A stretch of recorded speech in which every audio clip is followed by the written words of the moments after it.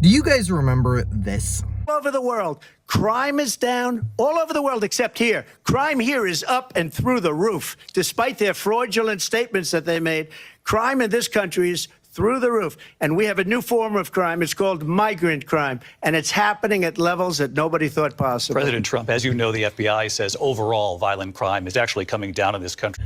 David Muir fact-checking Donald Trump, saying, oh, FBI says violent crime is down. And Donald Trump said fraudulent statistics and so on, but he was roundly mocked by the media. And the headlines read, Donald Trump makes false claim about crime in the face of FBI statistics.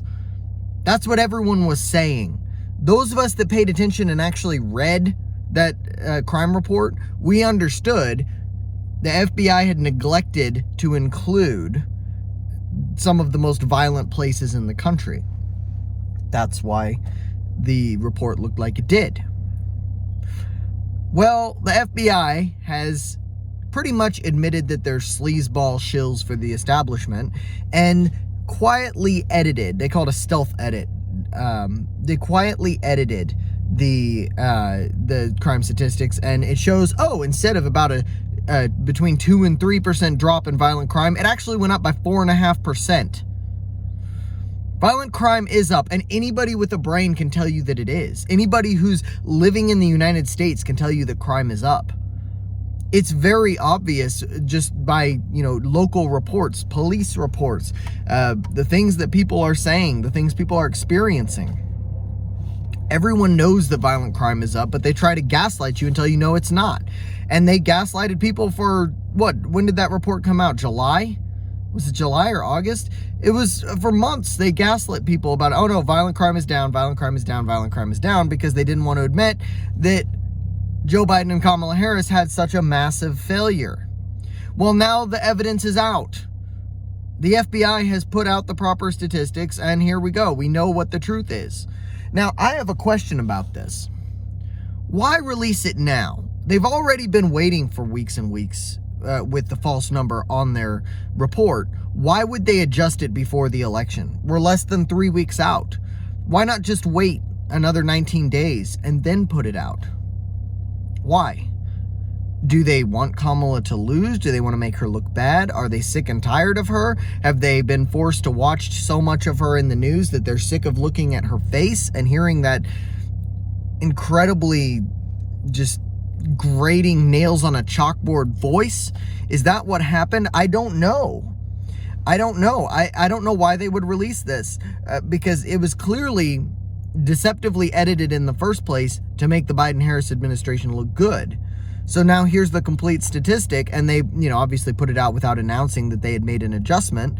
That's why it's called a stealth edit. But why now? I'm interested to see what's going on, because I don't think anybody, at least in the circles that I run in, believes that the CIA, the FBI, DHS are all, incredibly concerned with the greater good. I do not believe that. You can decide to say that you do, and for the benefit of the argument, I might just say, maybe this was all just a mistake. But no matter what it was, it looks horrible for Kamala Harris and Joe Biden.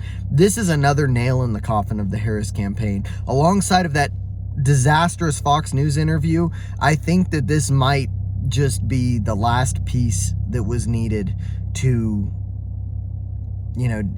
absolutely say night-night to her campaign. I think it's done. I think if Trump voters actually show up to vote, he wins. The thing is, Republicans especially have a hard time showing up to vote. But like I've been encouraging everybody, get out and vote. And even if you're in a deep red state, go vote, because the closer that national vote is, or even if Trump wins the popular vote, that starts to disintegrate their argument for abolishing the Electoral College. And every one of us who lives in a state that's not California or New York or Illinois understands why the Electoral College is in place. People in Kansas or Idaho don't want their state run by policies that are forged in California or in the big cities. We need the Electoral College to keep the minority having a voice. And that goes both ways. Anyway, we need to send a message and get out and vote. And yeah, that's about all. Talk to you next time.